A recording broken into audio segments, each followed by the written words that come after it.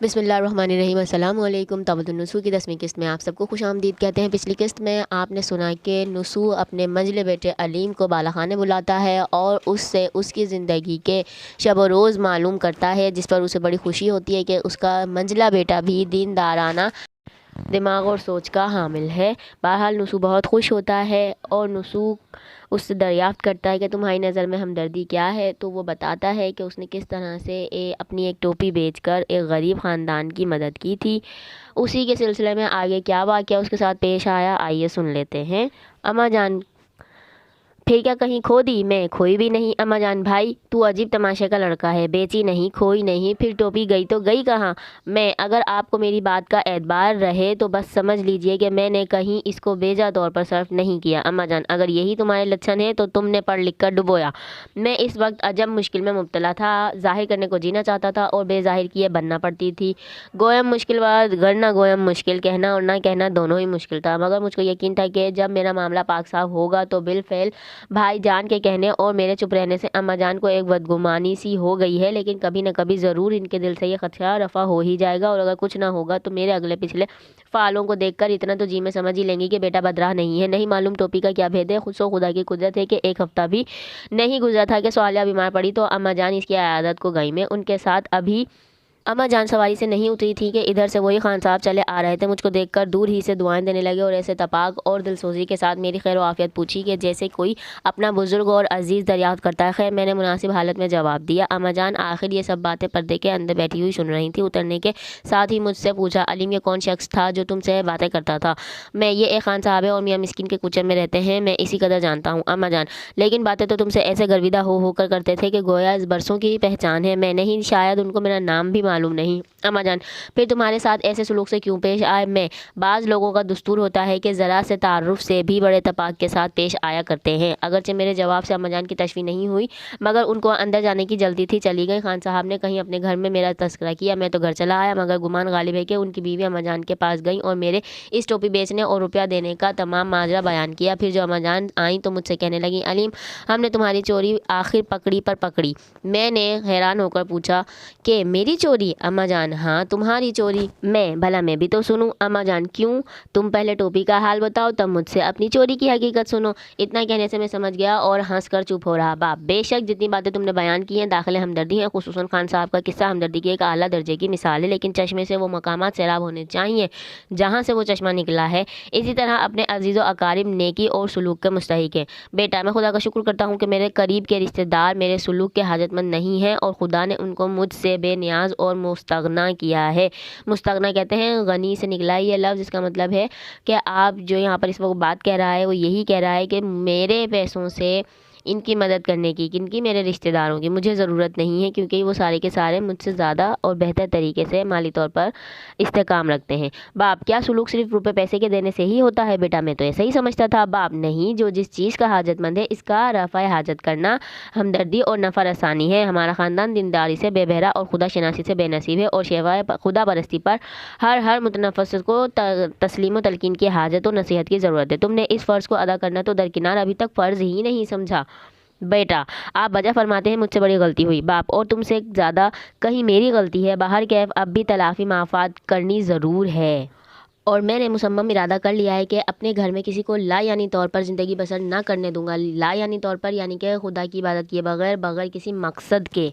अगरचे इस बात को निहायत हसरत व अफसोस के साथ तस्लीम करता हूँ कि अब इस्लाह का वक्त बाकी नहीं और मेरा अज़्म बेहंगाम है, लेकिन तुम मेरी मदद करो तो मैं कामयाबी की बहुत कुछ उम्मीद कर सकता हूँ। बेटा, इंशाअल्लाह आप मुझको ना फरमान बेटा और ना खल फर्जन नहीं पाएंगे, मगर मुझको हैरत है कि मैं आपकी क्या मदद कर सकूँगा। बाप, तुम्हारा यही मदद करना है कि बस तुम दीनदारी का नमूना बन जाओ। और अगरचे मालूम होता है कि इन दिनों तुमने बज़रूरत इम्तिहान मौसमी तौबा कर रखी है, लेकिन मुनासिब यह है कि गंजफा, शतरंज, कनकुआ, बटेरे, मुर्ग, तमाम मशागिल ला यानी के तर्क का अहद वासिक करो, पक्का यकीन वक्का वादा। बेटा, ये तो सरासर मेरी मनफात की बात है और अगर मैं इसमें किसी तरह का इनकार करूँ तो आपकी नाफरमानी, अपनी खराबी, खुदा का गुनाह, दुनिया की बदनामी, आगबत की रुसवाई, कोई पहलू भी तो अच्छा नहीं है। और अगर बिलफर्ज आप ऐसी कोई बात भी फरमाते जिसमें मेरा नुकसान होता, ताहम मुझको सिवाय तामील इरशाद के आके क्या चाह रहा था। बंदा और खुदा, ग़ुलाम और मालिक, रैयत और बादशाह, नौकर और आका, बीवी और शोहर, शागिर्द और उस्ताद, बेटा और बाप। तो जानता हूँ ये सब कुछ एक ही तरह की निस्बतें हैं और मैं वादा करता हूँ कि इंशाअल्लाह मेरा तर्ज ज़िंदगी आइंदा ऐसा ही होगा जैसा आपको मंजूर है। बाप, बारकिल्ला, जज़ाकिल्ला, बस तुमने आज मुझको मुतमईन कर दिया।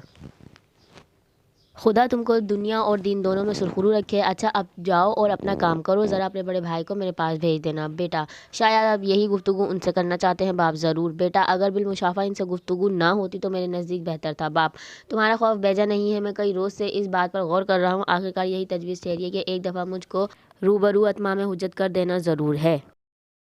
गर्ज अलीम रुखसत होकर मर्दाने में गया तो मियाँ कलीम को पयामे तलब जा सुनाया। कलीम, क्या है, खैरियत तो है? आजकल तो हम लोगों पर बड़ी इनायत है। अलीम, भला कभी इनायत नहीं भी थी?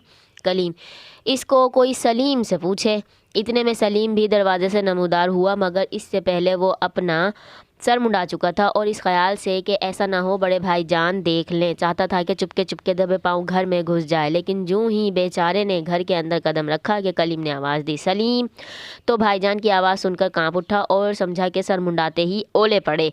मगर मंझले भाईजान को बैठा हुआ देखकर किसी कदर दम में दम आया और पास आकर बेपूछे कहने लगा कि अब्बा जान के हुक्म से मैंने आज बाल मुंडवा दिए। बड़ा भाई मंझले भाई की तरफ मुखातिब होकर, देखिए सूरत बबी हालिश मपुरस, यानी कि सूरत देख कर ही हाल मालूम करने की ज़रूरत नहीं है। एक शफ़क़त पिदरी तो ये है कि बेचारे की अच्छी खासी सूरत को लेकर बिगाड़ दिया और बरसों की कमाई खाक में मिलवा दी। एक हम हैं कि दिया अपनी ही सूरत को बिगाड़, एक वो हैं जिन्हें तस्वीर बना आती है। क्यों सलीम, तुम्हारा दिल तो बालों के वास्ते बहुत कुड़ रहा होगा। छोटा भाई, मैं तो बजाते ख़ुद एक मुद्दत से बालों के मुंडवाने की फ़िक्र में था, बल्कि शायद आपको याद हो एक मरतबा सर खोल कर हज्जाम के रूबरू बैठ गया था। आप खफा होने लगे तो मैं उठ खड़ा हुआ। बड़ा भाई, आहा, अब मुझको याद आया कि तुम्हारे उन चारों यारों ने, जिनको मैं मकरो फ़रेब के अनासिर समझता हूँ, तुमको बहका दिया था। भला ऐसे कूड़ मगज़ों को कॉलेज में पढ़ने से फ़ायदा? सोहबत ईसा बनाए खर को इंसान किस तरह, तरबियत से वाकई ना अहल दाना कब बने।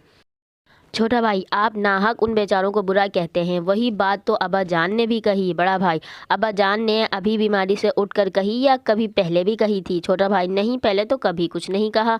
बड़ा भाई, फिर समझ लो कि अब्बा जान को खलल दिमाग है। मैंने शुरू ही में कह दिया था कि डॉक्टर ने जो इस हाल बंद करने की दवा दी है, आप खरे दिमाग को चढ़ गए हैं। आप खरे से मुराद है बुखारात, यानी कि जो बुखार है उसकी गर्मी। मंझला भाई, ये कैसी बात आप कहते हैं? अभी तो मैं अब्बा जान के पास से चला आता हूँ। 2 घंटे तक मतवातर मुझसे गुफ्तगू करते रहे। मेरे नज़दीक तो उनके ख़यालात पहले से कहीं उम्दा और माकूल हो गए हैं।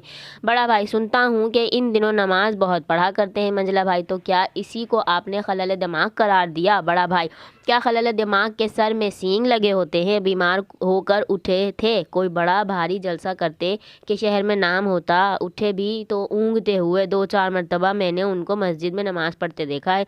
ये नूरी जोलाहा तो इमाम बनता है और मोहल्ले के सक्के, हज्जाम, कूंजड़े, मस्जिद के मुसाफिर, इस किस्म के लोग इसके मुक्तदी होते हैं और उन्हीं में ये हज़रत भी जा शरीक नमाज होते हैं। भाई, मैं तो तुमसे सच कहूँ, ये देखकर मुझको अक्सर इस कदर शर्म आती है कि मैंने उधर का रास्ता चलना छोड़ दिया। ये मुल्ला ने जो खुदा की कुद्दत हमारे अब्बा जान के हमनशी बने हैं, इस कदर तो जलील औकात हैं कि दावत के लुक़मों और मस्जिद की रोटियों पर तो उनके गुज़र है, मगर मगरूर भी परले सिरे के होते हैं। कभी राह में मुठभेड़ हो जाती है तो खैर ये तो मजाल नहीं कि सलाम ना करें, लेकिन इतने बड़े बड़े के बंदगी ना अदब ना तस्लीम, दूर ही से अस्सलाम वालेकुम पत्थर खींच मारते हैं। हाथ ये नहीं उठाते, सर ये नहीं झुकाते और इस पर तुर्रा ये कि 10 कदम से मुसाफिर को हाथ फैलाकर लपकते हैं। दराज दस्ती ई कोता आस्तीं भी, यानी कि अब यहाँ पर तंजन कह रहे हैं कि इनकी छोटी छोटी आस्तीनों को देखो कि ये इनमें होते हुए भी कैसे लंबे लंबे हाथ मार रहे हैं।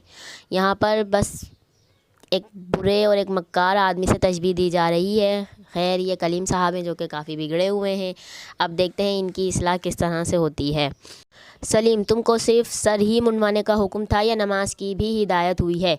छोटा भाई, जनाब नमाज के लिए तो सख्त ताकीद की है कि ख़बरदार किसी वक्त की कज़ा ना होने पाए, और इसके अलावा कंकुआ उड़ाना, शतरंज खेलना, जानवरों की लड़ाई में शरीक होना, झूठ बोलना, कसम खाना, बेहुदा बात बकना, बुरे लड़कों में बैठना, इन सब बातों से मना किया है। बड़ा भाई क्यों नहीं तुमसे एक ही बात कह दी कि मर रहो। मंझला भाई ये जुमला सुनकर बेख्तियार हंस पड़ा और कहने लगा, आपके नज़दीक इन शर्तों की तामील करना और मरना दोनों बराबर है। बड़ा भाई जब तमाम खेलों की ममानियत और लोगों से मिलने और बात करने की पाबंदी हुई तो तुम ही इंसाफ करो कि ऐसे जीने और मरने में क्या इम्तियाज़ हो सकता है। ज़िंदगी जिंदा दिली का नाम है, मुर्दा दिल खाक जिया करते हैं।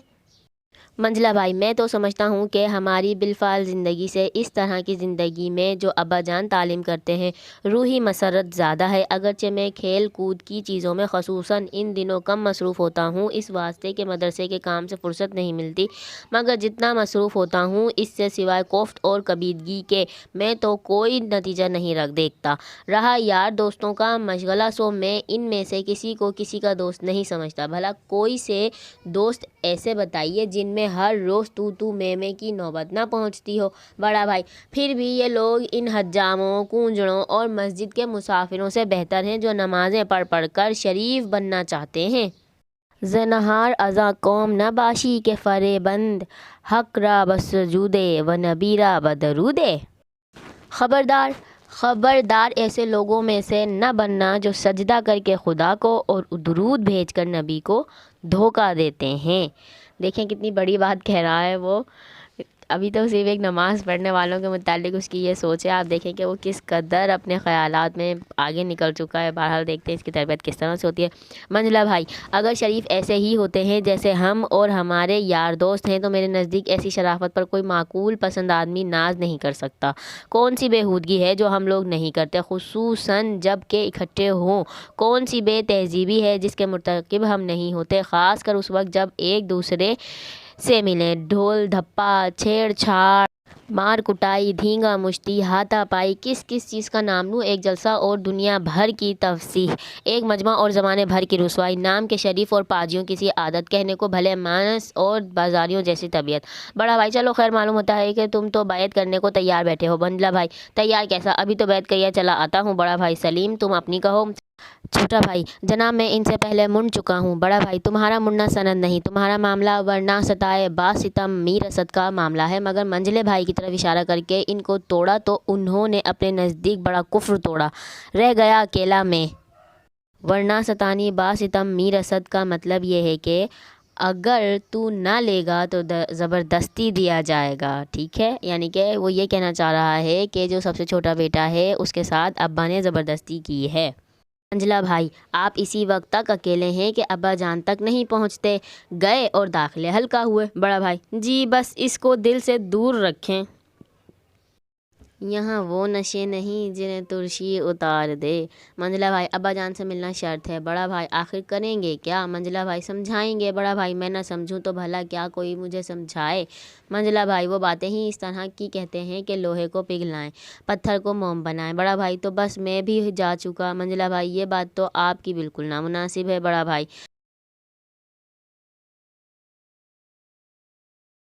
मंझला भाई लेकिन शायद अब्बा जान ने आपको कुछ और ही बात के लिए बुलाया हो। बड़ा भाई अजितांत बाजी राग पाया, इसके सिवा कोई बात नहीं। मंझला भाई अगर अब्बा जान ने दोबारा बुलवा भेजा। बड़ा भाई मैं जाऊंगा कि ज़रूर उनको खलल दिमाग है। मंझला भाई वालिद जैसे मेरे वैसे आपके, आपको इख्तियार है इनकी शान में जो चाहे सो कहें, लेकिन इतना मैं आपसे कह देता हूँ कि इस इसरार का अंजाम अच्छा नहीं। बड़ा भाई इतना मैं समझता हूँ लेकिन मैं इस अंजाम की कुछ परवाह नहीं करता।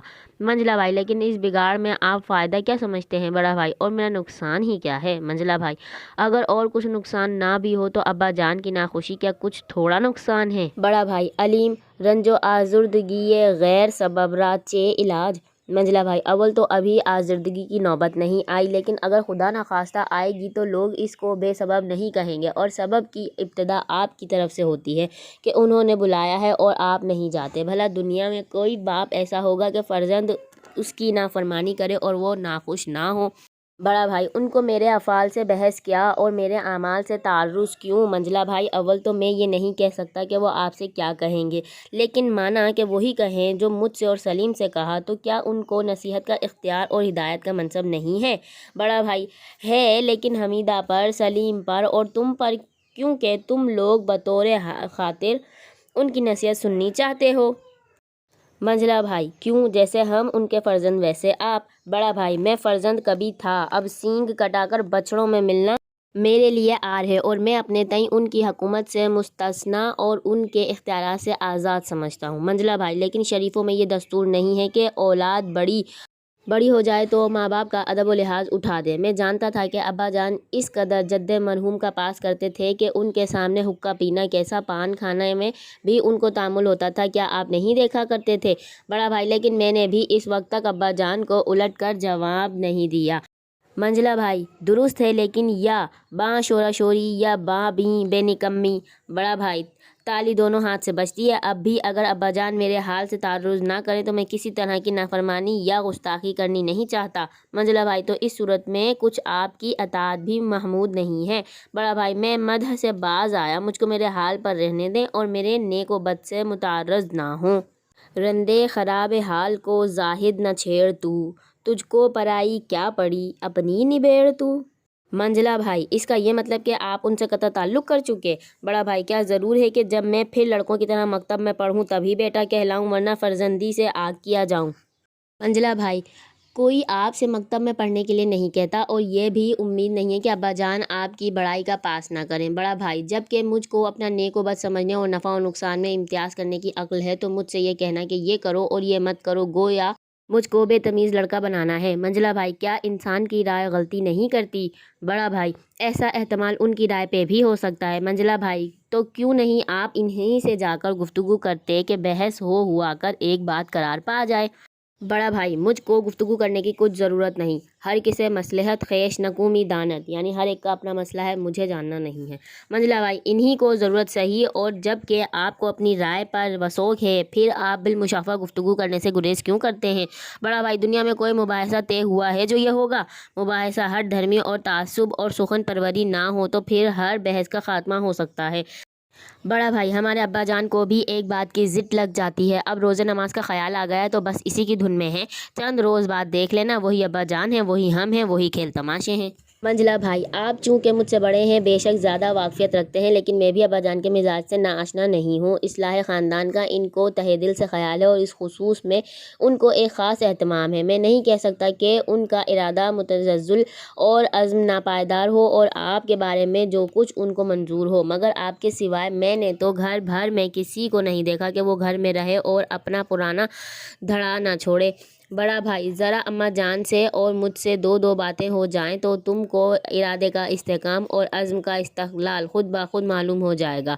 چھوٹا بھائی: اماں جان تو آج بڑی خفا بیٹھی ہیں۔ بڑا بھائی: کیوں؟ چھوٹا بھائی: آپ کو نہیں معلوم آپا جان سے اور ان سے بڑی لڑائی ہوئی؟ بڑا بھائی: کس بات پر؟ چھوٹا بھائی: آپا جان لڑکا حمیدہ کو دے کر ہاتھ منہ دھونے چلی گئی، حمیدہ لڑکے کو بٹھا نماز پڑھنے لگی، آپا جان نے نماز پڑھتی کو دھکیل دیا، اس کی ناک میں تخت کی کیل لگ گئی تھی، ڈھیروں خون سا نکلا، اسی پر تکرار ہونے لگی، آپا جان نے کئی مرتبہ توبہ توبہ نماز کو برا بلا اور اماں جان نے بار بار منع کیا، نہ مانا، آخر اماں جان نے تھپڑ کھینچ مارا۔ بڑا بھائی: سچ کہو؟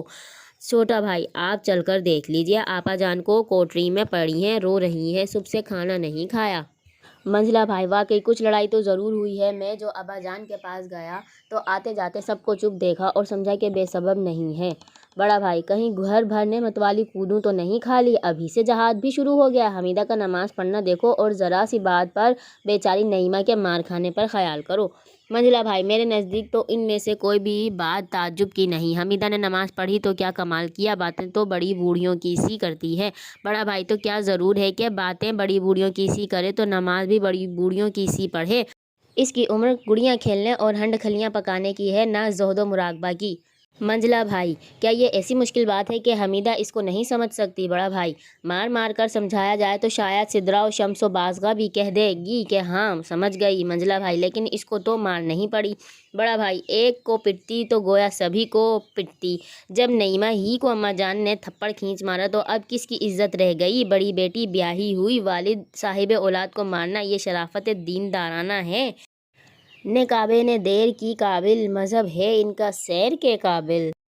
اگلی قسط کا انتظار کیجیے۔ اللہ حافظ۔